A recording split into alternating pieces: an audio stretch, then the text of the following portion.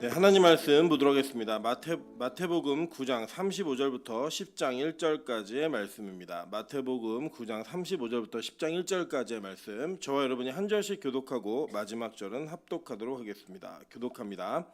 예수께서 모든 도시와 마을에 두루 다니사 그들의 회당에서 가르치시며 천국 복음을 전파하시며 모든 병과 모든 약한 것을 고치시니라. 무리를 보시고 불쌍히 여기시니 이는 그들이 목자 없는 양과 같이 고생하며 기진함이라.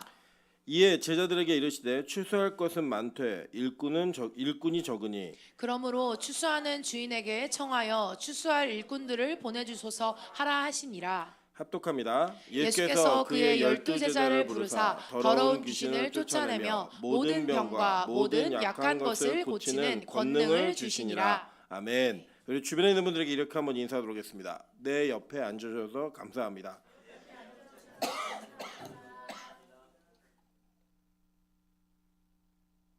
네, 오늘은 추수감사 주일입니다. 하나님께서 주신 은혜 속에서 우리가 1년 동안 지냈던 감사의 제목들과 또 감사한 상황들을 다시 한번 기억하면서 그 감사의 예배를 드리는 시간입니다. 원래는 교회가 행사도 하고 그러면 참 좋은데 이번 추수감사절은 좀 조용히 지내면서 하나님께서 주시는 은혜 속에서 우리 각자 영혼의 개인에게 주신 고백들을 말씀을 통해 고백하고 또 이루는 시간이 되기를 간절히 소망합니다. 다시 한번 우리 주변에 있는 분들에게 한번 인사하도록 하겠습니다. 내년에는 더 큰 감사가 있을 줄 믿습니다. 네, 오늘은 마태복음 9장 35절부터 10장 1절까지의 말씀을 가지고 하나님의 캐스팅이라는 제목으로 하나님 말씀 증거하도록 하겠습니다. 예수님께서 이 땅에 오셔서 예수님의 사역을 이루어 가시는데 예수님께서는 사람들을 초청하셨습니다. 물론 예수님께서는 돌들을 들어서도 찬양받을 수 있는 분이시고 예수님 혼자서도 이 모든 일들을 이루어 가시기에 부족함이 없는 분이십니다. 믿으십니까? 그럼에도 불구하고 예수님께서는 우리와 무언가를 함께 하시길 원하셨습니다. 그것은 예수님의 능력이나 예수님의 사역에 결여가 있어서가 아니고 예수님 자체가 가지고 있는 그 능력의 권능인 충분하지만 우리 인간을 사랑하시고 또 우리 인간에게 구원의 징표와 구원의 확정됨을 그 사역을 통해 보이시기를 반드시 소망하셨습니다. 그래서 예수님이 이 땅에 오셔서 하시는 사역 가운데 예수님은 사람을 통해 일을 하셨고 사람에게 일을 하셨습니다. 여러분 그것을 기억하신다면 오늘 여러분에게 나타난 이 본문은 단지 그냥 예수님의 12제자의 목록을 이야기하는 것으로 마치는 것이 아니라 이 시대 속에서 예수의 제자로 부르시는 모든 우리 모두에게 동일한 은혜와 동일한 영향력이 있다는 것을 우리가 믿으시면서 이 말씀 앞에 서시기를 간절히 소망합니다. 오늘 이 본문을 통해 우리가 받을 수 있는 은혜가 무엇인지를 본문의 흐름과 그 내용과 정황들을 기억해 보면서 우리 각자가 가지고 있는 소망들을 그리고 또 각자가 받은 감사의 제목들을 이 본문을 통해 고백하기를 원합니다. 먼저 예수님이 이 땅에 오셔서 예수님께서 사역을 하실 때에 그 사역을 하시는 과정과 순서와 내용들이 정확히 성경에 기록되어 있는 것을 보게 됩니다. 오늘 35절에 보시면 예수께서 모든 도시와 마을에 두루 다니사 그들의 회당에서 가르치시며 라고 얘기하면서 예수님이 사역하신 곳이 어디였는가를 이야기하는데 그 사역하신 곳이 바로 어디였다고 얘기해요? 회당이라고 이야기합니다. 그럼 회당에서는 뭘 가르쳤냐? 회당은 여러분이 아시는 것처럼 유대인들은 10명만 모이면 어느 곳에서든지 회당을 먼저 만듭니다. 먼저 만들고 그 다음에 그 회당에서 이루어지는 모든 교육은 구약 성경을 기초로 한 말씀을 가르치는 일에 전념했습니다. 그래서 그곳에서는 구약 성경을 기초로 말씀을 가르쳤고 그 말씀이 우리의 삶 속에 어떻게 적용될 수 있는가를 나누었던 그 일들이 매번 안식일마다 이루어졌고요. 그 안식일이 이루어지는 그 과정 속에서 많은 이들이 성인들이 운집하여서 온전히 하나님께 예배하는 그 예배 형태를 가지고 있었음을 많은 역사와 성경의 내용들을 보면 알 수 있습니다. 오늘 성경에서도 기록하고 이야기하는 내용들이 나타납니다. 누가복음 4장 16절부터 22절 보겠습니다. 예수께서 그 자라나신 곳 나사렛에 이르사 안식일에 늘 하시던 대로 회당에 들어가사 성경을 읽으려고 서심해 선지자 이사야의 글을 들이거늘 책을 펴서 이렇게 기록된 데를 찾으시니 곧 주의 성령이 내게 임하셨으니 이는 가난한 자에게 복음을 전하게 하시려고 내게 기름을 부으시고 나를 보내사 포로된 자에게 자유를 눈먼 자에게 다시 보게 함을 전파하며 눌린 자를 자유롭게 하고 주의 은혜를 전파하게 하려 하심이라 하였더라. 책을 덮어 그 맡은 자에게 주시고 앉으시니 회당에 있는 자들이 다 주목하여 보더라. 이에 예수께서 그들에게 말씀하시되 이 글이 오늘 너희 귀에 응하였느니라 하시니 그들이 다 그를 증언하고 그 입으로 나오는 바 은혜로운 말을 놀랍게 여겨 이르되 이 사람이 요셉의 아들이 아니냐라고 말하는 장면을 누가복음은 기록합니다. 예수님은 자신이 자라난 나사렛에서 안식일에 늘 하시던 대로 회당에 들어갔다라고 이야기하십니다. 그죠? 그러니까 안식일에 회당에 들어가는 것은 예수님께서 특별하게 들어가신 것이 아니라 늘 하시던 대로 행하던 일들이었음을 이야기합니다. 그래서 예수님이 그곳에서 성경을 읽고 가르치실 때 예수님은 구약을 근거로 그 자신의 사역과 자신이 이 땅에 오신 목적을 정확하고 분명하게 말씀하셨다라는 거예요. 여러분 이것을 기억하셔야 됩니다. 왜냐하면 이것은 구약을 전제로 한 복음이 얼마나 가치 있고 얼마나 올바른 길로 우리를 인도하는가를 이야기해주는 하나의 단편적인 증거이고 확실한 증거입니다. 예수님은 이 땅에 오셨을 때 우리를 구원하시기 위해 오신 하나님이십니다. 그런데 그 하나님이라는 증거가 어디에 있느냐? 구약 성경에 기록되어 있다는 거예요. 그래서 예수님은 구약을 근거로 하여서 이 구약에 언약되어진 메시아가 바로 나야라고 하는 이 선언을 공식적으로 하시는 겁니다. 물론 그때 이 말씀을 들었던 사람들은 다 깨닫지 못했고 심지어는 제자들 역시 이 말씀을 온전하게 깨닫지는 못했습니다. 그러나 반복되어진 예수의 사역과 반복되어진 그 말씀의 선포와 반복되어진 예수님의 사역을 통하여 그들은 나중에 승천하신 이후에 부활하고 승천하신 이후에 예수님이 이 주인공이었음을 그리고 구약이 이야기하고 있는 메시아였음을 그들은 정확히 이해했다는 거예요. 저는 우리가 이 땅을 살아가면서 많은 사람들이 예배를 드리고 성경을 배우고 그리고 또 설교를 듣고 있습니다. 그런데 그 성경을 듣고 예배를 드리는 그 과정 속에서 우리가 얻어가는 것이 이 땅의 삶의 원리를 조금 더 강화시켜주거나 우리의 삶을 조금 더 지혜롭게 살게 하는 교훈적인 이야기로 마무리가 된다라고 한다면 여러분 성경을 정말 잘못 사용하고 계신 겁니다. 성경은 우리에게 그런 목적으로 주어진 책이 아닙니다. 예를 들면 오늘이 추수감사 주일인데 이 추수감사 주일로 지키고 있는 모든 교회들이 이 추수감사 주일에 어떠한 감사와 어떠한 고백을 해야 될 것인가를 많이들 나누고 이야기를 할 때 대부분이 우리가 1년 동안 벌게 하신 거, 1년 동안 주셨던 은혜들, 각 가정에 있었던 기뻤던 일들 이런 것들을 다 기억하고 이야기합니다. 그게 나쁘다는 게 아닙니다. 그러나 우리가 가장 먼저 그리고 제일 중요하게 생각해야 될 가치가 바로 하나님의 말씀 앞에 있음을 우리는 고백해야 합니다. 우리에게 들렸던 말씀들 그리고 그 말씀이 깨달아짐으로 말미암아 예수 그리스도가 약속되어진 하나님이라고 하는 사실을 믿는 것 그것 자체가 우리의 인생의 가장 큰 감사의 제목이라는 거예요. 여러분 이 땅에서 세상 사람들에게도 감사의 제목들을 적어보세요라고 이야기하면 다 적습니다. 적지 못할 것이 없는 사람은 한 사람도 없어요. 그러니까 인생에 여러 가지 어려운 일도 있고 힘든 일도 있었겠지만 감사의 제목들을 써봐라 라고 얘기하면 감사의 목록으로 하나 두 줄 쓰는 거 진짜 어렵지 않습니다. 그거는 예수 믿는 사람에게도 있을 수 있는 일이고 예수 믿지 않는 사람에게도 동일하게 나타날 수 있는 일들입니다. 심지어는 가끔씩은 예수 믿지 않는 사람들의 감사의 목록이 예수 믿는 사람들보다 훨씬 많은 경우도 우리는 찾을 수가 있다는 거예요. 여러분 우리 인생에서 감사라고 하는 그 감사의 의미가 이 세상에 주어지는 환경적인 요소로 제약되어진다라고 한다면 여러분의 감사의 대부분은 세상 사람들을 이기기가 그렇게 쉽지가 않으실 겁니다. 그런데 만약에 이것에 대한 감사가 하나님의 말씀에 근거하여서 그 말씀을 깨닫고 말씀이 들려지고 그 말씀의 의미가 믿어지는 것으로 이해한다고 한다면 이 감사는 예수 안에 있는 자들만이 할 수 있는 감사입니다. 심지어는 교회 안에서도 어떤 이들에게는 허락되지 않는 감사일 수 있다는 거예요. 오늘 예수님께서는 이 땅에 오셔서 은혜를 전하시는 그 선포를 구약을 근거로 하셨음을 기억합니다. 우리 한번 볼까요? 이 구약의 내용이 뭔가? 이사야 61장 1절부터 3절 한번 읽어보겠습니다. 시작.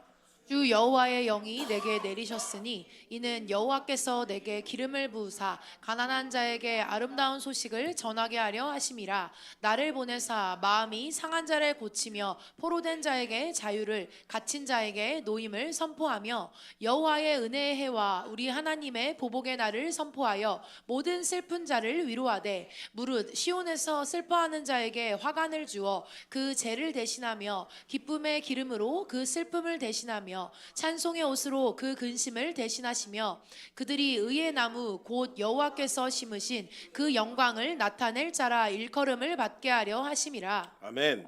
자, 이 말씀에 나타난 이 제목들이 감사의 가장 근원적인 제목들이 되어야 된다고 하는 거예요.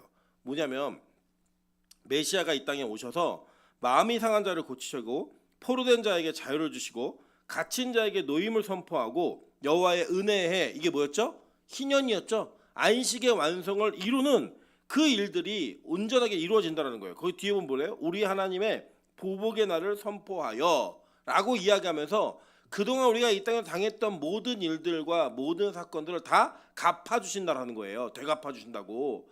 그렇게 이야기하며 말하고 있는 이 은혜의 날과 은혜의 선포가 우리에게 믿어지고 들려지는 것 자체가 우리 인생의 가장 큰 감사해야 된다고 하는 것입니다. 이렇듯 예수님께서는 구약을 근거로 우리에게 말씀하셨고 그 구약에 근거되어진 말씀을 깨닫는 자들이 복이 있는 자들이라고 성경은 이야기하고 있다는 겁니다. 여러분, 이 말씀이 얼마나 깨닫기 어려운 말씀인지를 한번 성경을 통해 확인해 보도록 하겠습니다. 사도행전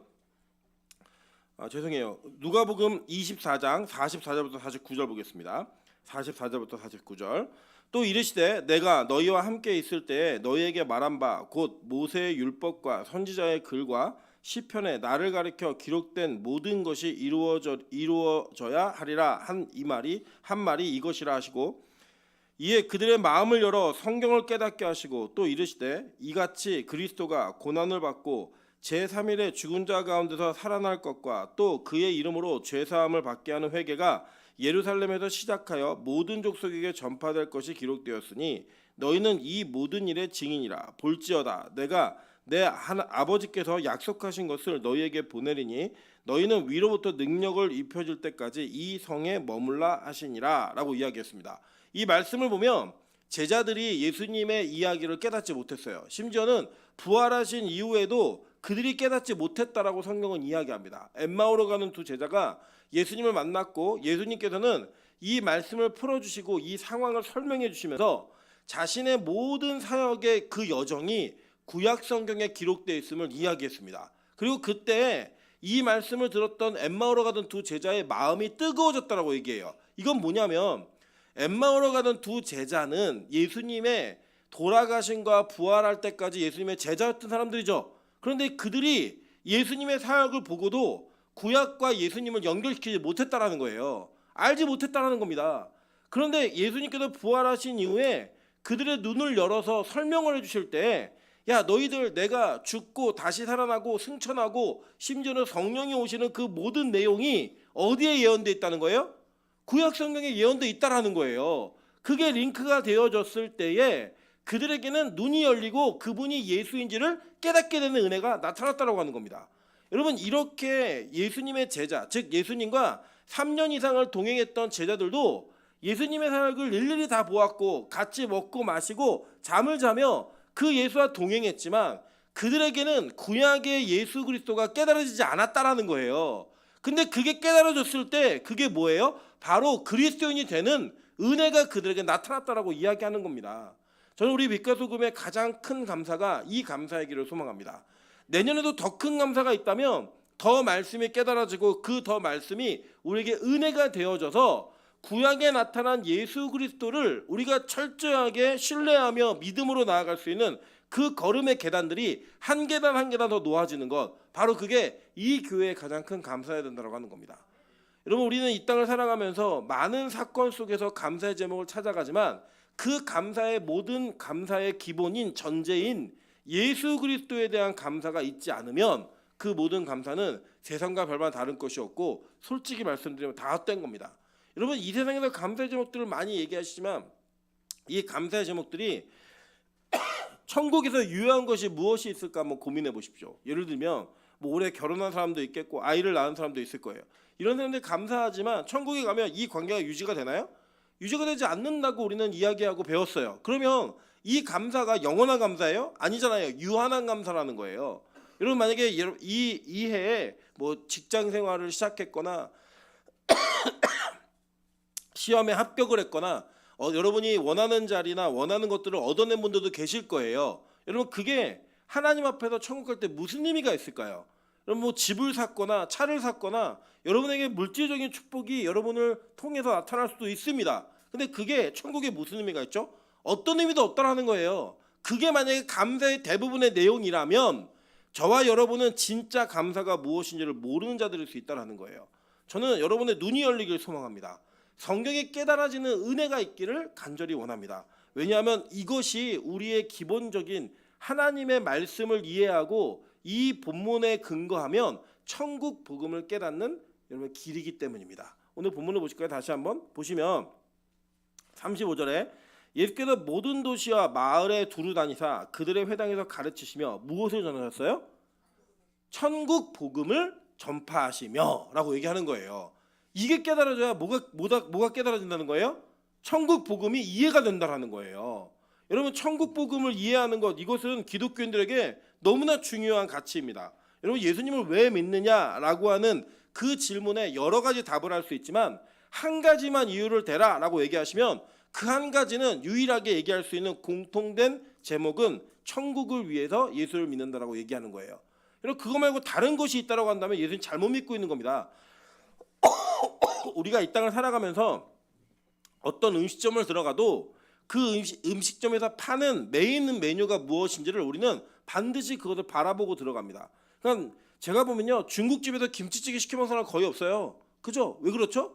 중국집은 메뉴가 중화 요리가 메뉴이기 때문에 거기에 관련된 걸 먹는 거예요. 기본적으로 짜장, 짬뽕, 탕수육 뭐 이거 국민 음식 아닙니까?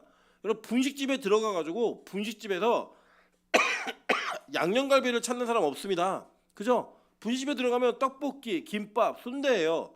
우리는 어느 곳을 들어가든 식당에서 먹는 거 함께라도 내가 원하는 목적과 내가 원하는 메뉴가 정확하고 분명해서 그 식당을 들어가고 거기서 밥을 먹습니다. 그죠? 그런데 만약에 여러분이 교회 다니는 이유가 무엇인지를 말할 수 없다라고 한다면 여러분은 무언가 대단한 것을 결핍되어지고 대단한 것을 잘 모르는 상태에서 교회를 다니고 있는 걸 수 있다는 거예요. 우리가 예수를 믿는 목적이 뭐죠?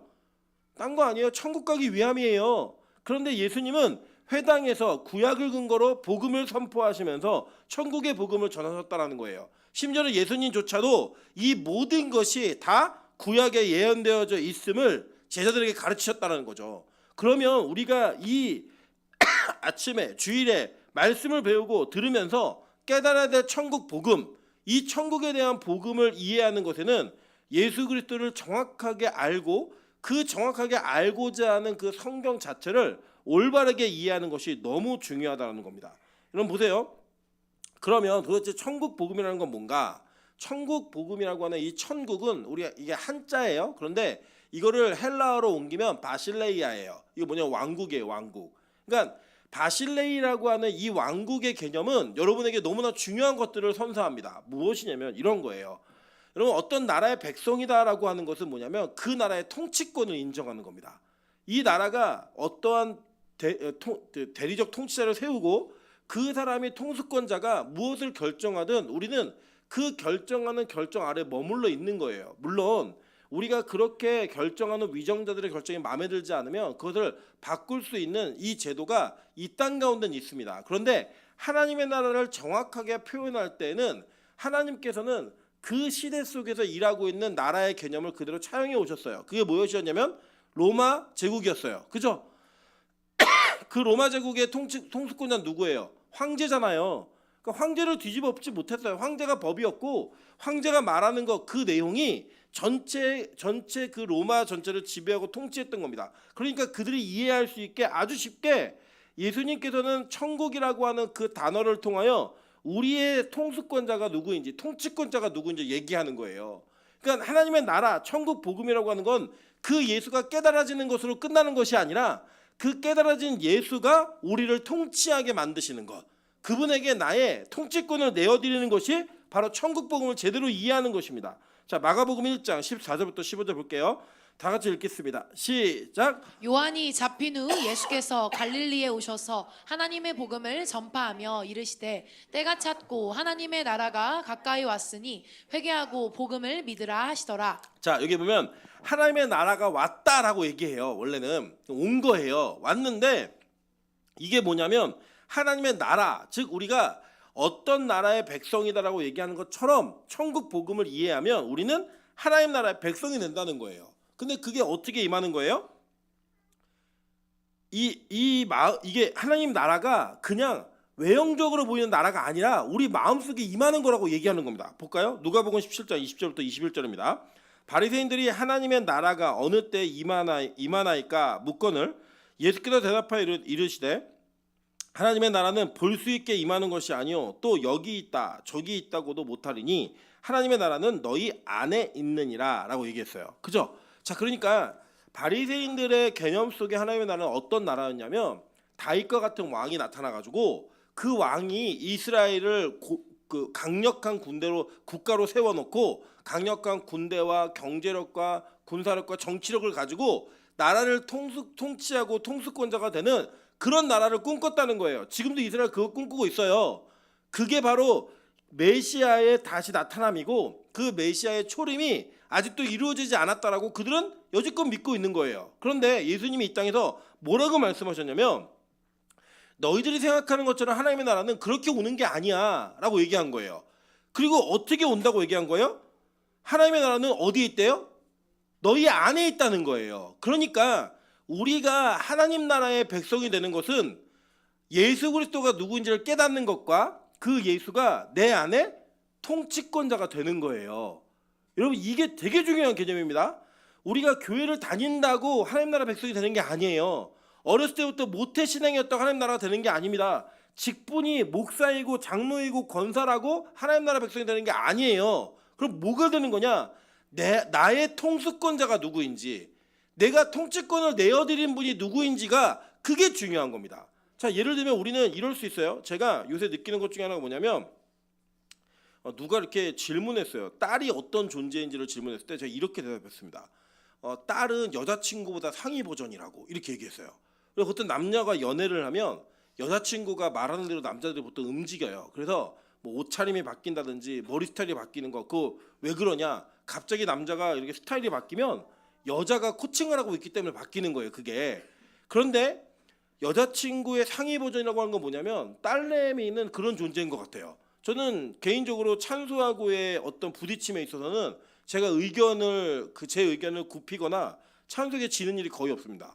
이유는 저는 남자아이는 좀 강하고 남자답게 키우고 싶은 마음이 있다 보니까 이게 조율이 잘 안 돼요. 그럴 때 안 될 때 항상 제가 찬수를 이기는 경쟁의 구도로 이제 이 구도가 되어 있어요. 근데 반면에 찬이하고는 좀 그러지 못한 것 같아요. 왜 그러냐면 이게 여자아이라고 하는 그 특수성이 있는데다가 이 아이는 되게 애교가 많은 아이인데다가 그 한번 이렇게 뭐가 이렇게 수가 틀려서 울기 시작하면 그게 이루어질 때까지 우는 애예요. 그러니까 이제 이거를 울면은 안 되는데 그걸 들어주게 돼요. 예를 들면 그저껜가 아침에 어린이집 차가 오고 있는데 자기는 20분만 더 자고 가겠다는 거예요. 20분만. 근데 이제 어린이집 차가 그냥 보내면 제가 어린이집을 데려다 줘야 되는 그런 어려움이 있어요. 그러니까 가라고 얘기했더니 울면서 자기는 20분만 더 자고 가겠다는 겁니다. 근데 그거를 만약에 찬수가 그랬으면 보냈을 것 같아요. 뭔 소리야 나와 막 그러고 나왔을 것 같아요. 그런데 찬이는 계속 울면서 자기 20분 어디서 배웠는지 20분만 더 자고 가겠다면서 침대에 눕는 거예요. 제가 졌습니다. 저 갖고 그냥 어린이집 차를 보냈어요. 왜 그러냐면 저의 마음의 통치자가 누구예요? 딸내미여서 그래요. 예. 제가 마음을 누구에게 주었느냐 내어줬느냐 그것이 저의 삶의 분명한 모습으로 나타나는 거예요. 아빠 일어나야 되고요. 아빠 이거 해줘야 돼요. 나 안 와 그럼 안 와야 돼요. 그게 어쩔 수 없어요. 그게 내 마음이 내어준 사람에게 나타나는 현상인 겁니다. 자, 이게 보세요. 이게 누구하고 나타나야 되냐면 하나님과의 관계에 나타나야 되는 거예요. 하나님의 나라가 여러분들 임하면 여러분의 통수권자가 누구예요? 하나님이 되시는 거라고요. 예수가 우리 안에 계시면 우리의 주인이 누구예요? 예수님이셔서 우리의 모든 마음을 누구에게 내어드리는 거예요? 예수 그리스도에게 내어주는 거라고요. 그렇게 내어드릴 때에 우리가 하나님 나라의 백성이 되는 거라고 성경 가르치는 겁니다. 그러니까 우리가 가끔씩 그 불법 그 뭐라 그러죠 이거? 밖으로 해외로 나가는 거 미립국을 하죠. 해외로. 그죠? 어디로요? 세상으로 미립국을 할 때가 있어요. 하나님 나라로부터 벗어나는 거죠. 하나님 나라의 통치를 거부하는 거예요. 내 마음에는 감사하고 예배하고 기도하는 것이 하나님께서 원하시는 하나님의 통치의 방법인데 그게 좋다 싫다. 싫으니까 불평이 나오고 예배를 안 드리고 싶고 도망가고 싶은 마음이 우리 안에 있어요 없어요? 있다고요. 그런 마음이 나타날 때마다 우리는 누구의 통치를 벗어나고자 하는 거예요? 하나님의 통치를 벗어나고자 하는 거라고요. 그게 바로 천국으로부터 이탈하는 행위인 겁니다. 그러니까 하나님의 나라는 어떻게 우리에게 임하는 거냐? 우리의 마음 가운데 임하는 것이고 그것의 의미가 무엇이냐면 내 마음의 주도권, 그 마음이 이끌고 마음이 우리를 올바르게 인도하는 그 길의 방향성을 누구에게 내어드리는 거예요? 예수에게 내어드리는 거예요. 예수님께서 원하시는 대로 가는 것, 원하시는 대로 사는 것, 이것을 순종하며 나아가는 것이 하나님 나라의 백성인 것을 증거하는 겁니다. 여러분 그것이 쉬워요 어려워요? 네, 되게 어렵죠. 그 어려운 하나님의 나라 백성에게가 너무 어려운 거예요. 그런데 이게 뭐예요? 지금 우리 안에 이게 왔다는 거예요. 예수님이 나타나셨으니까 그게 이루어졌다라고 얘기하는 겁니다. 보세요. 이사야 9장 6절부터 7절입니다. 다 같이 읽어보겠습니다. 시작. 이는 한 아기가 우리에게 낳고 한 아들을 우리에게 주신 바 되었는데 그의 어깨에는 정사를 메었고 그의 이름은 기묘자라 모사라 전능하신 하나님이라 영존하시는 아버지라 평강의 왕이라 할 것임이라. 그 정사와 평강의 더함이 무궁하며 또 다윗의 왕자와 그의 나라에 군림하여 그 나라를 굳게 세우고 지금 이후로 영원히 정의와 공의로 그것을 보존하실 것이라. 만군의 여호와의 열심히 이를 이루시리라. 아멘. 자, 그러니까 우리가 알고 있었던 구약의 예언이 단지 우리 눈에 보이는 나라가 임하는 그런 모습으로 나타나는 것이 아니라 우리 마음에 하나님의 나라가 임해서 우리에 대한 통치권 하나님을 갖게 되신다는 거예요. 그죠? 그런데 이것에 감사한 내용이 뭐예요? 맨 마지막 구절에 보시면 뭐라고 얘기하냐면 만군의 여호와의 열심히 이를 이루시리라 라고 얘기했어요. 그러니까 이게 누구의 주도권에 의해서 이루어지는 거예요? 하나님의 주도권에 의해서 이루어지는 거라는 거예요. 그러니까 어느 순간 믿어지는 겁니다. 이 내용이 우리에게 올바르게 믿어지는 거예요. 제가 어제도 설교 준비를 하면서 굉장히 좀 마음에 좀 부담감이 있었어요. 왜 부담감이 있었냐면 오늘 12시 예배 때 예수님을 모르는 교회를 처음 오는 두 분이 처음 우리 예배를 오실 거예요. 오시는데 오늘 본문이 뭐냐면 성막에 여호와의 영광의 구름이 나타나는 장면이에요. 근데 처음 오시는 분에게 이걸 전하려고 하니까 그분들이 이걸 어떻게 생각할까? 이거에 대한 고민이 돼가지고 설교 본문을 바꿔야 되나 추수감사절이니까 다른 걸 해야 되나 여러 가지 갈등의 제안에 있었어요. 갈등이 있었는데 마지막에 내는 결론이 뭐냐면 이거예요. 그래 그분들이 이해할 수 있을 만한 상식적인 이야기를 전한다고 해서 그분들이 예수를 믿는 게 아니라 하나님의 열심이 그분들 안에 나타나면 어떤 말을 해도 예수 그리스도가 그들 안에 분명하게 이루어진다라고 저는 믿는 거예요. 그걸 믿는 게 믿음인데 그 믿음이 잠깐 흔들리는 거예요. 왜? 상식적인 이야기를 하고 그 도덕적 윤리적 이야기를 하면 예수 안 믿는 사람들이 교회 들어오는 문턱이 낮아진다고요. 들어오는 게 쉬워요. 쉬운데 성막에 영광의 구름이 나타나고 하늘로부터 불이 내리고 이런 얘기를 하면 그분들이 안 믿을 거다라고 하는 그 생각이 우리 안에 전제가 있는 거예요. 이유가 뭐죠? 우리는 너무나 상식적이고 눈에 보이는 것들에 익숙해져 있기 때문입니다. 그런데 하나님의 나라는 어떻게 온다는 거예요? 하나님의 열심으로 말미암아 우리 안에 우리의 노력과 우리의 수고로 이루어지는 게 아니라 하나님의 열심으로 그게 믿어지고 이루어지게 된다는 거예요. 여러분 지금도 웃기지 않습니까? 천국을 이야기하고 그 천국을 믿는다라고 하는 거 그게 지금 심지어 눈에 보이지도 않고 우리 마음에 임하는 나라인데 그 나라가 믿어져서 예배를 드리고 있다? 이것 자체가 기적이고 감사의 은혜라고요. 상식으로 믿을 수가 없는 내용이에요. 근데 그게 이루어진다라고 성경은 얘기하는 거예요. 저는 이게 감사합니다. 왜냐? 우리의 열심이 아니라 하나님의 열심이기 때문에 그게 감사한 거예요. 내가 믿은 게 내 노력이 아니라니까요. 누구의 노력이에요? 하나님의 노력으로 인해 믿어진 거예요. 그게 여러분에게 감사의 제목이 되어야 되는 겁니다. 여러분, 여러분의 거울 보세요. 여러분의 눈, 코, 입을 보셔도 여러분이 이걸 믿을 사람들이에요? 우리 옆 사람에게 인사하겠습니다. 나 절대 안 믿을 사람입니다. 절대 안 믿을 사람들이죠, 우리가. 그런데 이게 믿어진다는 거예요. 그게 감사한 거예요. 그 감사.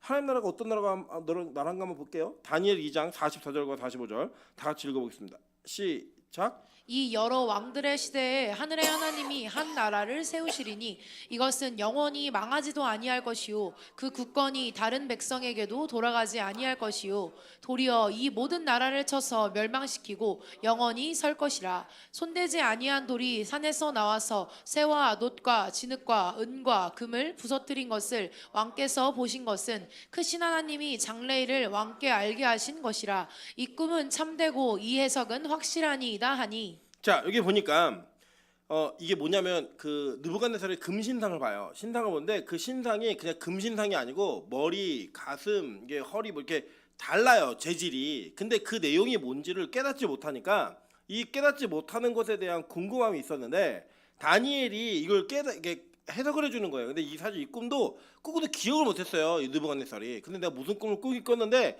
기억이 안 나니까 맞추라는 거예요. 그러니까 이제 이걸 맞추는 게 말이 돼요? 그랬더니 다니엘이 이걸 기도 가운데 이 답을 얻어냈는데 이 신상이 가지고 있는 재질의 다름은 나라의 변화를 이야기하는 내용입니다. 그 나라가 어떤 나라가 금 같은 나라지 은 같은 나라지 이걸 쭉 얘기를 해요. 그런데 이 나라를 뭐가 박살냈냐면 보세요. 손대지 아니한 돌이 이게 뭐예요? 손대지 아니한 돌, 자연석이죠? 이게 여러분 신약에서는 뭐라고 쓰이면 산돌이라고 쓰이는 거예요. 그러니까 산돌이 누군데요? 예수 그리스도. 구약에서는 반석이라고 얘기하는 돌이 그냥 있는 다듬지 않은 돌을 얘기하는 거라고요. 다듬지 않은 돌이 산에서 나와서 쇠와 놋과 진흙과 은과 금을 부서뜨린 것을 왕께서 보신 것은 크신 하나님이 장래일을 알게 하신 것이라 라고 얘기해요. 그죠? 그러니까 뭐예요? 그 예수가 이 땅에 보여주는 모든 나라를 다 박살낸다는 거예요. 다 박살내는 그 나라로 오신다는 겁니다. 그러니까 잘 보세요. 지금 예수님의 재림이 있기 전에는 예수님 그 하나님의 나라는 우리 마음에 오는 거예요. 눈에 보이지 않는다고요. 그래서 뭐 저는 개인적으로 뭐 어디 성시화 운동 뭐 이런 거를 저는 지지하지는 않습니다. 왜냐면 이 성교적 개념이 아니에요. 하나님의 나라는 그렇게 우리 마음에 임한 자들이 모이는 교회가 하나님의 나라인 거예요. 지금 이 땅은. 그러면 진짜로 이것은 개인의 신앙의 차원에서 끝나는가? 그렇게 얘기 안 해요. 어떻게 와요? 눈에 보이는 하나님의 나라로 오게 된다는 건데 그 나라는 예수님의 재림 때에 모든 민족과 모든 역사와 모든 경계선을 다 무시하는 예수가 기반이 된 그 예수만이 존귀하게 되는 그 나라로 우리 가운데 임한다는 거예요. 그래서 이 나라의 개념을 다 박살낸다는 겁니다. 여러분 보세요. 앞으로 세계 경제와 세계는 자신의 나라를 중심으로 하는 자국 이기주의야. 자국 이익에 집중하게 될 겁니다. 이 미국의 트럼프가 대통령이 된 이유도 그거예요. 그 이유를 통해서 이 미국이 그걸 시작하면 그 상대하는 모든 나라들은 빼앗기거나 지키거나 이 싸움을 해야 돼요. 그래서 점점 국가 간의 경계선이 이제 글로벌 시대가 아니라 자기의 경제와 자기의 민족과 자기의 나라의 이익을 우선시하는 모든 정치적 시스템과 경제적 시스템을 갖추게 될 거예요. 그래서 사실 우리나라는 되게 어려운 상황에 직면하게 될 겁니다. 이유는 뭐냐? 우리나라는 그렇게 이게 무역을 하지 않으면 살아남기가 힘든 나라예요. 나라 자체가 최소한 인구가 8천만 명 이상이 있어야 이 내수로다가 뭘 돌릴 수 있거든요. 경제학자들이 얘기하는 것들을 들어보면 우리는 그 절반도 안 되는 인원이 될 거고 인구 급속도로 줄고 있어요. 그리고 우리 다 뺏길 거예요. 더군다나 우리는 이 국제적 정세에 의해서 뭐 북한과 대치하고 있는 전쟁의 위협이 여지껏 있는 나라이기 때문에 이 자국 이기주의가 있는 나라가 미국으로부터 시작되어지면 우리 진짜 손해 많이 볼 겁니다. 그리고 여러분 긴장하셔야 돼요. 그런데 이렇게 점점 나라들이 이것을 뛰어가는 이런 형태의 모습은 더 강화될 거예요. 이 강화되어지는 이 나라의 흐름과 세계 경제 속에서 우리 예수 그리스도인들이 취해야 될 태도가 뭐냐면 그래 우리나라 잘 살자. 물론 중요하죠. 중요하지만 더 큰 개념으로 보셔야 되는 게 있어요. 그게 뭐냐면 하나님 이 땅에 모든 나라들이 자국 이기주의로 자기가 막 살고 경제가 어려워지고 부해지고 이런 여러 가지 일들이 벌어질 텐데 그 모든 것을 뛰어넘는 하나님의 나라가 내 안에 임해 있고 그 내 안에 임한 나라가 나중에 예수님 재림 때 현실화될 것을 믿는 것, 그게 믿음이라고요. 그 믿음을 가지고 이 땅의 어려움들을 이겨내는 겁니다. 예수 믿는다고 안 어려워지는 거 아니에요. 예수 믿는다고 갑자기 돈이 많이 생기는 것도 아니에요. 여러분, 그렇게 어려운 시대 속에서 그 어려움을 겪게 될 거예요. 여러분, 그런 어려움 속에서 우리가 기대하고 소망해야 될 것이 무엇인지를 더 명확하게 붙들고 나아가야 되는 게 바로 교회의 사명인 거예요. 여러분, 거룩한 산돌이신 그 예수 그리스도가 이 모든 나라를 무너뜨릴 때에 그 예수를 믿어서 그 모든 것을 넘어서는 것, 그게 믿음이라고요. 그 현실화될 나라를 믿는 것, 그게 믿음인 겁니다. 여러분, 그래서 예수님이 이 땅에 오셔서 그것을 가르치시는 거예요. 그리고 예수님이 빌라도가 신문할 때 뭐라고 얘기해요? 야, 나 왕 맞아. 나 왕 맞는데 나는 이 땅의 왕으로 온 게 아니야. 만약에 내가 이 땅의 왕으로 왔으면 내 백성이 나를 너희에게 내어주지 않았어. 그런데 내 나라는 어디에 있다는 거예요? 하나님 나라가 그 나라이고, 그 나라가 이제 임했고 앞으로 그 임한 나라가 현실화될 것을 얘기하는 거예요. 그러니까 우리가 눈으로 보는 나라, 그 나라는 없어요. 예, 지금 이 땅에서 여러분이 생각하는 그런 나라는 없어요. 근데 어떻게 오느냐? 하나님은 이 모든 나라에, 이 세계의 모든 나라를 다 박살내면서 오실 거예요. 그래서 여기 있다 저기 있다는 거 믿지 말라는 거예요. 지금 이 시대는 없어요. 어떻게 오느냐? 공개적으로, 공식적으로 이 땅의 모든 나라를 다 무너뜨리면서 오실 거예요. 누가요? 예수 그리스도가. 그 재림을 믿는 거라고요, 우리는. 여러분, 그래서요, 그 재림이 일어나면, 그 나라가 임하면 어떤 일이 벌어지는가? 오늘 성경의 본문처럼 예수님은 예고편을 보여주시는 거예요. 자, 보니까 천국 복음이 전파되고 난 후에 뭘 하셨어요? 모든 병과 모든 약한 것을 고치시니라 라고 얘기했다고요. 그죠? 그러니까 이게 천국에 대한 예고편으로 그것을 보여주시는 거예요. 그래서 예수님이 이 땅에서는 예수님이 사역을 하실 때 병자들과 이 환자들 그리고 연약한 자들을 가까이 하셨습니다. 볼까요? 누가복음 10장 9절입니다. 거기 있는 병자들을 고치고 또 말하기를 하나님의 나라가 너희에게 가까이 왔다 하라. 이 병자를 고치는 거 하나님 나라가 가까이 있죠. 이사야 35장 5절부터 6절 한번 읽어보겠습니다. 시작. 그때 맹인의 눈이 밝을 것이며 못 듣는 사람의 귀가 열릴 것이며 자의 사슴같이 뛸 것이며 말 못하는 자의 혀는 노래하리니 이는 광야에서 물이 솟겠고 사막에서 시내가 흐를 것임이라. 아멘. 자, 하나님의 나라가 임하게 되면, 그 나라가 현실화되면 어떤 일이 벌어진대요? 맹인의 눈이 밝아진대요. 못 듣는 사람의 귀가 열린대요. 저는 자는 사슴같이 뛸 것이고 말 못하는 자의 혀가 노래한다는 거예요. 심지어는 사막에서 시내가 흐를 거라고 이야기합니다. 그러니까 하나님의 나라가 이루어지면 온전하게 다 회복되는 거예요. 그 회복의 역사가 온전하게 이루어지는 그것이 바로 하나님 나라의 최종적인 모습인데, 예수님이 이 땅에 오시면서 뭐라고 얘기했죠? 하나님 나라가 이미 너에게 임했다라고 얘기하셨고, 그 임할 때 하나님의 통치권이 나타나는 그곳에 이 치유가 있다는 것을 예고편으로 보여주시는 거예요. 그래서 예수님이 이 땅에서 눈먼 자의 눈을 띄우시는 겁니다. 안전뱅이가 일어나는 사건이 일어나는 거예요. 말 못하는 자가 말하게 되는 사건이 벌어지는 거라고요. 그러니까 예수 믿으면 병이 나, 이게 아니고요. 하나님의 나라가 임하면 연약한 자들이 치료돼, 이거라고요. 그거가 하나님이 우리에게 가르치고자 하는 목적이에요. 그러니까 잘 이해하세요. 병 낫는 게 목적이 아니라 예수를 믿어서 하나님의 나라가 우리 안에 임하면 지금 이 땅에서의 내 장애가 고쳐지지 않는 건 문제가 안 돼요. 왜요? 주님 나라가 진짜 오는 그날에 무슨 일이 벌어져요? 다 눈 뜨고 말하고 걷게 되는 일이 벌어질 거니까.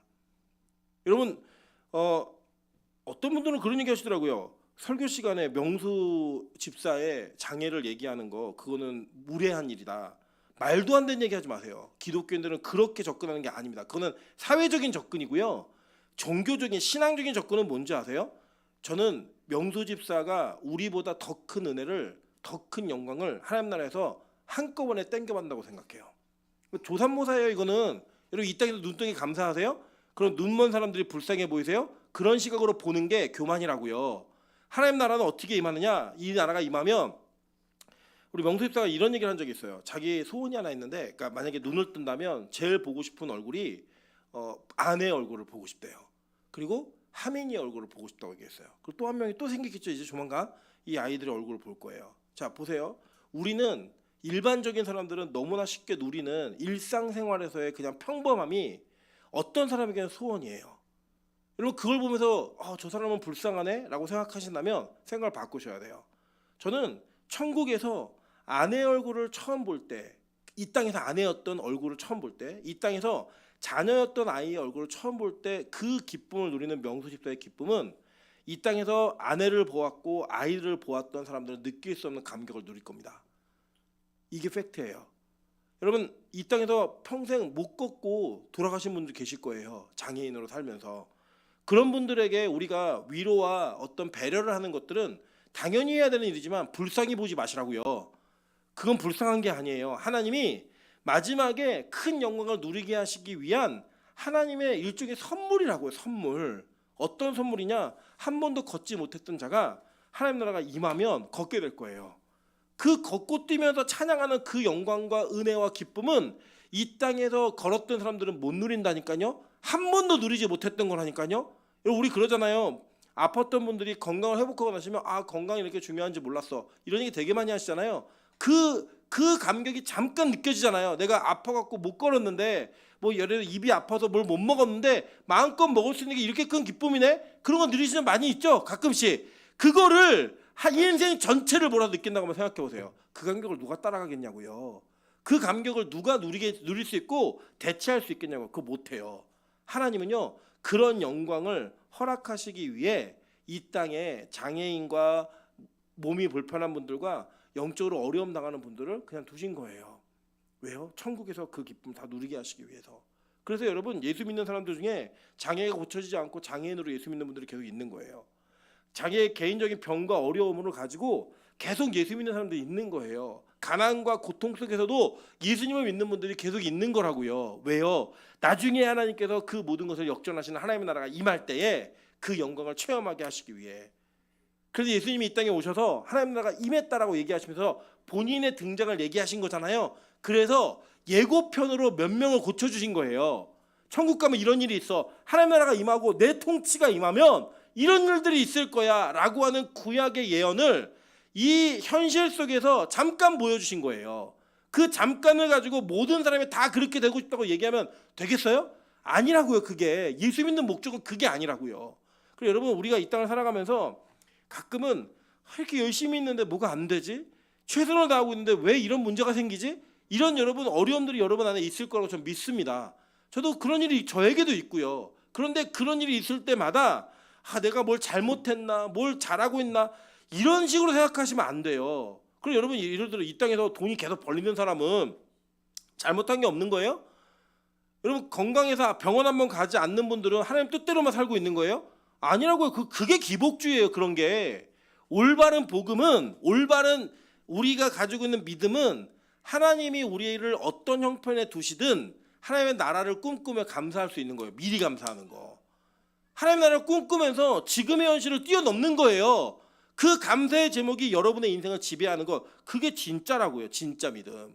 그리고 여러분 천국에는요 진짜 이런 일이 있어요. 한번 볼까요? 계시록 7장 14절부터인 것 같아요. 이게 아마 그죠? 14절부터 17절 한번 보겠습니다. 맞나요? 15절이에요? 아까 틀렸다 그래가지고 뭐가 어쨌든 7번 간지 7번 계시록 7장 15절부터 17절 보겠습니다. 간지 12번이에요. 12번 안 나오나요? 자 읽어드릴게요. 그러므로 그들이 하나님의 보좌 앞에 있고 또 그의 성전에서 밤낮 하나님을 섬김에 보좌에 앉으신 이가 그들 위에 장막을 치시니 그들이 다시는 줄이지도 아니하며 목마르지도 아니하고 해나 아무 뜨거운 기운에 상하지도 아니하리니 이는 보좌 가운데에 계신 어린 양이 그들의 목자가 되사 생명수샘으로 인도하시고 하나님께서 그들의 눈에서 모든 눈물을 씻어주실 것임이라. 계시록 21장 1절부터 4절 보겠습니다. 또 내가 새하늘과 새 땅을 보니 처음 하늘과 처음 땅이 없어졌고 바다도 다시 있지 않더라. 또 내가 봄에 거룩한 성 새 예루살렘이 하나님께로부터 하늘에서 내려오니 그 준비한 것이 신부가 남편을 위하여 단장한 것 같더라. 내가 들으니 보좌에서 큰 음성이 나서 이르되 보라 하나님의 장막이 사람들과 함께 있음에 하나님이 그들과 함께 계시리니 그들은 하나님의 백성이 되고 하나님은 친히 그들과 함께 계셔서 모든 눈물을 그 눈에서 닦아주시니 다시는 사망이 없고 애통하는 것이나 곡하는 것이나 아픈 것이 다시 있지 아니하리니 처음 것들이 다 지나갔음 이러라. 우리 계시록 22장 1절부터 5절 읽겠습니다. 시작. 같이 많은 생명수의 강을 내게 보이니 하나님과 빛 어린 양의 보좌로부터 나와서 일 가운데로 흐르더라. 강 좌우에 생명나무가 있어 12가지 열매를 맺되 달마다 그 열매를 맺고 그 나무 잎사귀들은 만국을 치료하기 위하였더라. 다시 저주가 없으며 하나님과 그 어린 양의 보좌가 그 가운데에 있으리니 그의 종들이 그를 섬기며 그의 얼굴을 볼 터이요 그의 이름도 그들의 이마에 있으리라. 다시 밤이 없겠고 등불과 햇빛이 쓸데없으니 이는 주 하나님이 그들에게 빛이심이라. 그들이 세세토록 왕노릇 하리로다. 아멘. 이게 바로 본방, 즉 예고편은 예수님이 이 땅에 오셔서 하신 공생애고요. 진짜 실체가 오면 이런 일들이 벌어진다는 거예요. 여러분 이걸 믿는 게 믿음이고 이게 하나님의 나라가 우리 안에 온전히 완성될 때 일어나는 일이라고 성경 우리에게 일관성 있게 증거하는 겁니다. 그래서 이 일들을 예수님께서 예고로 전하시기 위해 이 땅에서 불쌍히 여기시며 고치시고 그들에게 천국 복음을 전하시는 일들을 반복적으로 하고 계시는 거예요. 보세요. 36절 보면요 이렇게 얘기해요. 무리를 보시고 불쌍히 여기시니 이는 그들이 목자 없는 양과 같이 고생하며 기진함이라. 이걸 모르니까 고생하고 기진하는 거예요. 여러분 인생의 목자 보세요. 양의 온전한 통치권을 가진 사람이 누구예요? 양들의 통치권을 가지는 목자잖아요. 목자가 인도하면 인도하는 대로 가야 되고 목자가 쉬면 쉬는 대로 쉬어야 되고 그게 양의 존재라고요. 진짜 목자가 없으니까 우리는 이 땅에서 우리가 진짜 가야 될 길을 가지 않고 헤매며 사는 거예요. 그러니까 여러분의 목자가 뭐예요? 여러분 지시가 예수가 없으면요 여러분의 목자는 돈이에요. 여러분의 목자는 명품이고요. 여러분의 목자는 사치이고 여러분의 목자는 아파트라고요. 이유가 뭐냐? 세상 사람들이 그게 있어야 행복하다고 얘기하니까 그게 있어야 인생이 핀다고 얘기하니까 그걸 따라 사는 거예요. 그래서 진짜 예수님이 우리의 목자가 되시면 참된 길로 인도해서 그런 것들을 내어버릴 수 있는 거라고 내려놓을 수 있는 거라고요. 그게 내려지는 순간 우리에게 뭐가 오는 거예요? 이제는 기진하며 고생하지 않게 된다는 겁니다. 그래서 그게 하나님의 나라에서 온전히 이루어지는 게 바로 천국이라고 얘기하는 거예요. 여러분 저는요 이 세상에서 우리가 살아가면서 세상과 우리를 비교하면 진짜 우리는 불행하고 감사할 제목이 너무 없는 존재들이에요. 그런데 하나님의 나라를 생각하면 그 모든 게 다 역전되는 은혜가 우리가 나타난다니까요. 이런 그게 바로 하나님 나라에서 온전한 영광을 누리기 위한 그 준비를 하고 있는 사람들의 모습이고 이 땅에서 예수 그리스도를 목자 삼은 자들의 모습이라고 성경은 얘기하는 겁니다. 그래서 예수님이 이런 백성들을 이제 오시는 순간부터 진짜 모으기 시작하시는 거예요. 물론 구약에 교회가 있었어요. 구약의 교회가 연결되어져서 실제로 일어나는데 이 교회가 완전한 교회로서 온전한 지식을 갖기 위해 진리의 지식을 갖기 위해 하나님 지금 모으시기 위해 예수님이 이 땅에 오셨고 그래서 완성해 가시면서 이 일을 함께 할 사람들을 초청하시는 거예요. 그게 바로 누구냐? 추수할 사람들을 모으시는 거예요. 한번 보겠습니다. 37절입니다. 이에 제자들에게 이르시되 추수할 것은 많되 일꾼이 적으니 그러므로 추수하는 주인에게 청하여 추수할 일꾼들을 보내주소서 하라 하시니라 라고 얘기해요. 그죠? 그러니까 너무 많다는 거예요. 그런 영혼들이 이 천국의 복음을 누려야 되는 천국의 기쁨을 소유해야 되는 영혼들이 너무 많은데 지금 이 추수할 것이 너무 많은데 일꾼들이 없어가지고 일꾼을 청하라는 거예요. 일꾼을 청해라 라고 얘기하면서 예수님이 그때 누굴 부르시는 거예요? 12제자를 부르시는 거예요. 그리고 우리가 다음 주에 살펴볼 12제자의 목록이 2절부터 쭉 나오는 겁니다. 4절까지 쭉 나와요. 근데 여기 보세요 여러분. 여기 우리가 배우셨지만 예수님이 부르신 제자들의 목록을 보시면요 그들의 직업이 뭐였어요? 어부, 세리, 그죠? 이런 존재들이었잖아요. 죄인들이었다고요. 그리고 이 어부들도 그때 당시에 유대인들 사이에서는 그렇게 고귀한 직업이 아니었어요. 다 부족한 자들을 부르시는 거예요. 여러분 잘 보세요. 이 땅에서 모든 것을 다 누리고 사는 사람들에게는요 아직 천국이 그렇게 절박하지가 않아요. 솔직히 말씀드리면 감격도 별로 없어요. 뭐 예를 들면 지금은 아닌데 예전에 막 분당이 비싸고 막 이럴 때 천당 밑에 분당이라는 이야기가 교회 안에 있었습니다. 분당에 있는 교회들이 그렇게 얘기를 했어요. 자기들을 천당 밑에 있는 분당이라고. 그렇게 이야기했던 이 이야기 속에 담겨진 진리에 대한 이해가 얼마나 이게 가치 없고 얄팍한 지혜인지 여러분 아시겠죠? 이거예요. 이 땅의 것들을 누리는 걸 우리 천국이라고 얘기한다고요. 우리가 보통 그러잖아요. 막 여름에 더운 날 막 밖에서 그 더위를 타다가 시원한 에어컨이 있는 문을 열고 탁 들어올 때 뭐라고 얘기하죠? 여기가 천국이다 이렇게 얘기한다고요. 우리가 천국에 대한 개념을 어떤 식으로 이해하고 계시냐면 그냥 내가 환경이 편한 곳, 내가 뭔가 누릴 수 있는 것, 내가 뭔가 마음 편히 있는 것 이런 걸 천국이라고 얘기한다고요. 근데 성경은 우리가 어떻게 이야기하냐면 하나님은 진짜 천국의 기쁨과 그 천국의 주인공으로서의 삶을 누릴 수 있는 사람들을 캐스팅하시는데 이 캐스팅이 완전 인생 역전인 거예요. 정말 이 땅에 가치 없고 쓰잘데기 없는 사람들을 모아다가 이 사람들에게 천국의 삶이 무엇인지를 깨닫게 하시면 이 천국에서의 그 기쁨과 감격을 누리게 하신다고요. 한번 볼까요? 그래서 고린도전서 1장 27절부터 31절 제가 읽어드리겠습니다. 그러나 하나님께서 세상에 미련한 것들을 택하사 지혜 있는 자들을 부끄럽게 하려 하시고 세상에 약한 것들을 택하사 강한 것들을 부끄럽게 하려 하시며 하나님께서 세상에 천한 것들과 멸시받는 것들과 없는 것들을 택하사 있는 것들을 폐하려 하시나니. 여러분 성경이 번역을 했는데 이 성경이 한글로 번역되었는데 번역이 되게 기분 나쁘게 됐죠. 우리를 미련한 분들을 택하사 이게 아니고 미련한 것들이래요. 여러분이 미련한 것들이래요. 교회 얘기하는 거예요 지금. 저와 여러분을 미련한 것들이래요. 그죠? 그리고 보세요. 지혜 있는 자들이래요. 이 단어 속에 번역을 이제 한글 성경 번역할 때 이게 의도적으로 한 건지 모르겠지만 이걸 강조한 거예요. 보면 지혜 있는 자들이에요. 그죠? 근데 우리는 뭐예요? 미련한 것들이라고요. 아유 저것들 이러면 우리 기분 나쁘잖아요. 그런데 우리는 미련한 것들이라고요. 우리는 세상에 약한 것들이라고요. 세상에 천한 것들과 멸시받는 것들과 없는 것들이라고요. 그걸 택하셨대요. 이유가 뭐예요? 하나님께서 이것을 통해 강한 자들과 지혜 있는 자들과 있는 사람들을 패하고 부끄럽게 하시려고 우리를 택하셨다는 거예요. 너무 감사하지 않으세요? 만약에 우리 그런 거 있잖아요. 세상에서는요. 내가 어떤 그 일정한 소득 수준이 이상이 되어야지만 발급할 수 있는 카드가 있어요.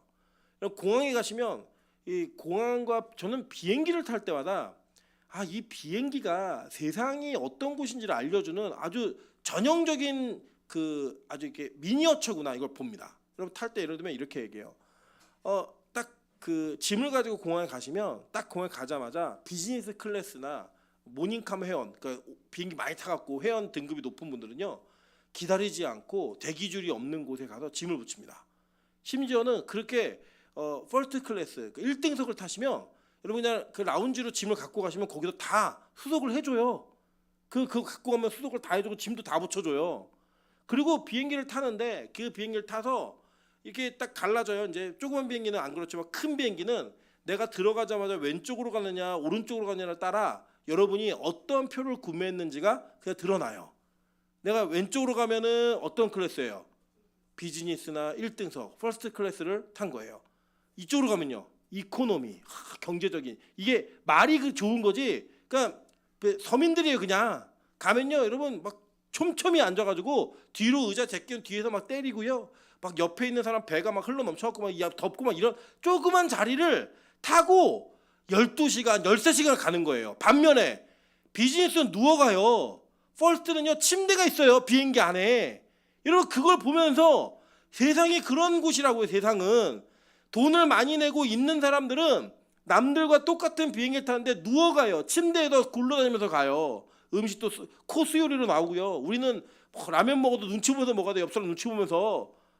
기내식 하나 나오면은 아무것도 둘 자리가 없어요. 그런 걸 한다고요. 이게 세상이에요. 그 세상에서 하나님은 없는 자들을 통해서 있는 자리로 이끄시는 그 영광을 보여주시겠다는 거예요. 그래서 하나님의 캐스팅은요 다 길거리 캐스팅이에요. 없는 사람들, 미련한 자들, 약한 자들, 천한 것들, 멸시받는 것들, 없는 그런 사람들 택해다가 하나님의 나라에서 영광의 자리로 만드시는 그 모습을 보이신다는 거예요. 그래서 누굴 부르시냐? 죄인을 부르시는 거예요. 그 누굴 부르시냐? 세상이 주목하지 않는 자들을 부르시는 거예요. 사무엘상 16장 7절 보겠습니다. 여호와께서 사무엘에게 이르시되 그의 용모와 키를 보지 말라. 내가 이미 그를 버렸노라. 내가 보는 것은 사람과 같지 아니하니 사람은 외모를 보거니와 나 여호와는 중심을 보느니라 하시더라. 여러분, 이게 바로 하나님의 선택의 방식인 거예요. 그래서 여러분, 성경은 계속 장자들을 거절하고 하나님 차자들과 막내들을 선택하시는 거예요. 그게 하나님이 장자를 싫어해서가 아니라니까요. 그 막내들을 택해서 뭘 만드시는 거예요? 장자로 만드시는 거예요. 그래서 히브리서 12장에 교회를 뭐라고 표현했어요? 장자들의 모임이라고 표현하잖아요. 장자의 자격이 없는 자가 장자가 되는 거라고요. 그럼 보세요. 아브라함의 아들이었던 이삭이 장자였어요? 아니었잖아요. 누가 장자였어요? 이스마엘이 장자였는데 이삭에게 장자의 모든 것 권한이 다 가는 거예요. 이삭의 자녀였던 야곱과 에서가 있었죠. 누가 장자였어요? 에서가 장자였는데 하나님의 그 장자의 모든 축복과 장자권을 누구에게 물려주셨어요? 야곱에게 물려주셨어요. 차자에게. 그래서 하나님의 나라가 이렇게 이루어진다는 걸 의도적으로 보이시기 위해 하나님은 이 땅에 없는 것들을 택하시는 거예요. 미련한 사람들을 택하시는 거예요. 옆 사람에게 이렇게 한번 인사하겠습니다. 내가 왜 없는지 이제 알았다고. 우리 다 없어 보이잖아요. 그죠? 뭐 있어 보이세요?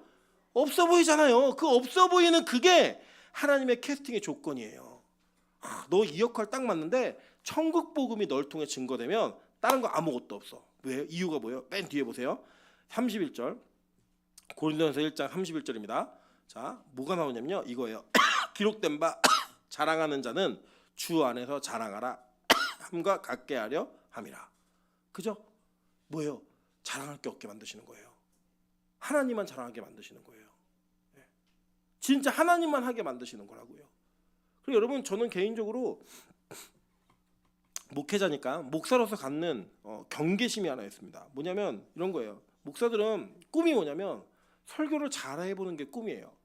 목회를 잘해보는 게 꿈이에요. 그래서 대형교회 목사가 되거나 대형교회에 어떤 목회를 하다 보면은 무슨 얘기를 이 세상에 듣냐면 저 사람 설교 참 잘해.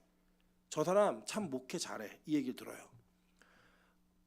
그러나 이걸 말씀을 기준하면 그렇게 말하는 게 얼마나 큰 오류이고 교만인지를 우리가 알 수 있어요. 우리는 그 목사가 대단한 사람이어서 설교를 잘한다고 생각하고 그 목사가 대단한 사람이어서 목회를 잘한다고 생각하는 거예요. 그런데 성경을 보면 뭐라고 얘기하냐면 하나님은 없는 자, 약한 자, 미련한 자, 천한 자, 멸시받는 사람들을 택해서 하나님 나라를 이루시겠다고 말씀하셨어요. 우리가 그렇게 평가하고 말하는 게 얼마나 큰 오류인지 아시겠죠? 여러분 자신이 내가 가지고 있는 능력을 자랑하고 싶고 내가 가지고 있는 실력을 자랑하고 싶은 것 역시 얼마나 큰 오류인지를 아시겠죠? 여러분, 우리가 아무것도 없는 자들인데 진짜 미련한 자들인데 하나님이 사용하셔서 지혜로운 자들을 패하셨다? 그럼 누구만 자랑하게 돼 있어요? 예수님만 자랑하게 돼 있다고요. 여러분, 그래서 개인의 능력이 평가되고 능력을 칭찬받는 것에 집중하지 않는 것이 저는 올바른 복음을 이해한 사람들의 모습이라고 생각해요. 그래, 그 칭찬받는 것을 경계하고 두려워해야 된다고 저는 생각합니다. 저는 가끔 그럴 때 있거든요. 그게 외모가 멋있고 잘생긴 사람들 보면 부러울 때 있어요. 저 사람의 인생 어떨까? 예쁜 사람으로 살아보고 싶다. 잘생긴 사람으로 살아보고 싶다. 뭐 이런 생각이 있죠. 제가 요새 누구를 보면 그런 생각이 드냐면 차은우를 보면 그런 생각이 들어요. 그 별명이 뭐냐, 얼굴 천재예요. 얼굴 천재. 진짜 이렇게 그래픽으로 그린 것처럼 잘생겼어요. 저런 애들은 얼마나 좋을까? 이런 생각도 해봐요. 그런데 만약에 제가 그 얼굴로 목회라고 했으면 우리 교회가 부흥할까 안 할까요? 뭘 안 해요? 부흥하죠. 세상에 떨거지들이 다 모일 거예요. 얼굴 보고 교회 오는 데 다 모일 거라고요. 우리 교회 찬양 인도자가 아이유면 우리 교회 부흥할까 안 할까요? 부흥하죠. 여기 신이 여기 평안이랑 안 졸아요 와가지고 아이유가 찬양 인도하는데 왜 졸아요? 아이유가 옆에 앉아 손잡아주고 그러면 얼마나 은혜가 되겠어요. 부흥이 되고. 그런 일들이 있겠죠. 근데 그건 누구의 은혜를 자랑하는 거예요? 사람의 모습을 자랑하는 거라고요. 하나님을 자랑하는 게 아니라. 그러면서 우리 교회는 진짜 유리해요. 뭐냐, 목사도 별 볼 일 없어요. 그리고 여기 별 볼 일 있는 사람이 있다 없다? 없어요. 주변을 둘러보세요. 아무도 없죠, 그죠? 그게 우리의 모습이라고요. 근데 이게 은혜인 거예요. 하나님이 여러분을 캐스팅하신 거예요. 제자들을 캐스팅하셨는데 괜찮은 사람이 없어요. 다 비리비리하고 별 볼 일 없는 자들을 택하신 거예요. 그 사람들을 택해서 뭘 이루시기 위해? 하나님 나라 열매를 맺게 하시기 위해. 그렇게 부르셨다고요. 그게 우리 같은 존재들인 거예요. 저는 우리 빛가소금 교회가 이 은혜를 누리는 교회가 되길 소망합니다. 여러분 구약 성경에 이미 하나님은 이스라엘을 왜 택하셨는지를 설명하셨어요. 신명기 7장 6절부터 7절입니다. 너는 여호와 내 하나님의 성민이라. 내 하나님 여호와께서 지상 만민 중에서 너를 자기 기업의 백성으로 택하셨나니 여호와께서 너희를 기뻐하시고 너희를 택하심은 너희가 다른 민족보다 수요가 많기 때문이 아니라 너희는 오히려 모든 민족 중에 가장 적으니라. 제일 적고 볼품없어서 뽑았다는 거예요. 그게 하나님의 캐스팅이라고요. 저는 우리 빛가소금 교회가 이 캐스팅을 자랑할 수 있는 은혜가 있길 소망합니다. 뭐가 돼서가 아니라 없어서 뽑힌 자들, 없어서 택한 자들, 그게 은혜라고요. 그럼 우리는 그냥 그렇게 부르심 받은 곳에서 하나님 찬양하고 예배하는 거예요. 하나님 찬양하고 하나님 기뻐하는 거예요. 그게 우리의 모습이라고요. 그게 천국 백성의 모습이라고 성경 오늘 우리에게 가르치고 있는 겁니다. 이번 주에 이어서 다음 주에 12제자의 목록을 저희가 나누어서 볼 거예요. 각 개개인이 어떤 사람들이었는가, 그 사람들의 모습 속에 예수님 만나기 이전과 이후의 모습이 어떻게 달라졌고 예수님께서 약속하신 그 은혜가 부어졌을 때 하나님의 열심이 그들을 어떻게 만들었는가를 통하여서 저는 저와 여러분에게 일하시는 하나님을 꿈꿀 수 있는 그런 교회가 되길 소망할 겁니다. 여러분 그 은혜가 여러분에게 있기를 간절히 바라는 마음으로, 이 은혜가 여러분에게 나타나길 소망하는 마음으로 추수감사절의 설교를 마치고자 합니다. 여러분 이것을